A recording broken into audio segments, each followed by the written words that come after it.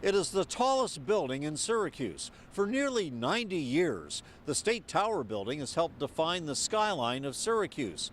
But it's showing its age, and according to a man who knows the exterior of this building perhaps better than anyone else, it has deteriorated to the point where he considers it a hazard, a tragedy waiting to happen.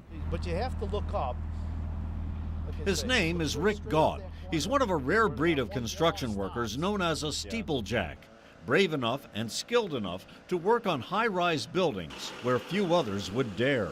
What's going to happen is a piece of rock's going to fall down, either A, hit somebody or a car or whatever. Sooner or later it's going to happen. Gaunt says he has worked on the exterior of the State Tower building for 30 years, repairing areas that he says are falling apart due to age and weathering, especially in areas where concrete blocks were used in construction 87 years ago. And the stone is actually disintegrating. It's a man-made stone, which is disintegrating. Gaunt says over the past 30 years, he scaled the outside of the State Tower building to keep the deteriorating exterior in place. From the ground, our camera could focus on some of his work, where he's put up a metal mesh covering on the exterior walls. Other areas were covered over with boards and tar paper. Gaunt says the building is experiencing a problem called spalling, in which moisture causes bricks to separate from the walls. He pointed us to the rear of the building, where he says decorative bricks are missing. He says they fell onto a lower roof. But Gaunt is especially afraid of what could happen on the 17th floor.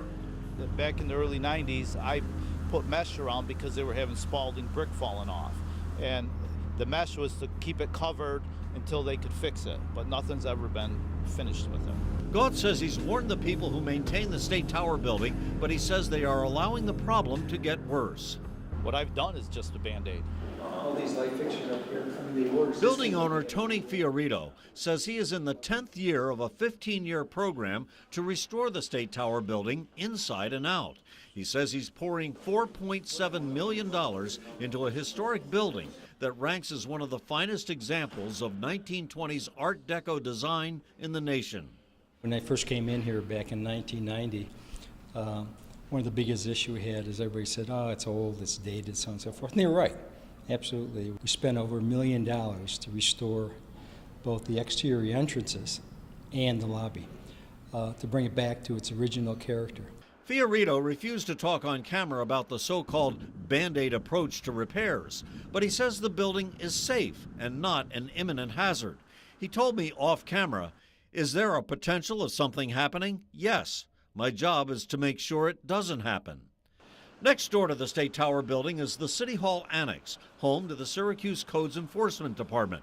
Under Freedom of Information, I asked for any inspection reports or complaints about the exterior going back 10 years. But Director Ken Tousley says there aren't any. So these allegations that I'm receiving, you're not aware of anything like that? No, sir, we're not.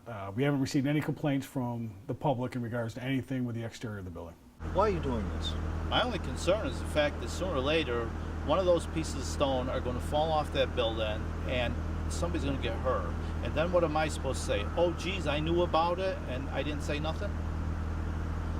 And when I have brought it up to the property manager, nothing's been done. Codes Enforcement Director Tousley told me that if he determines that Gaunt's concerns are credible, he will order the owner of the State Tower building to hire a licensed engineer to inspect and write a report. And based on the engineer's findings, the city will decide whether to take further action. Reporting from Syracuse, I'm Jim Kenyon.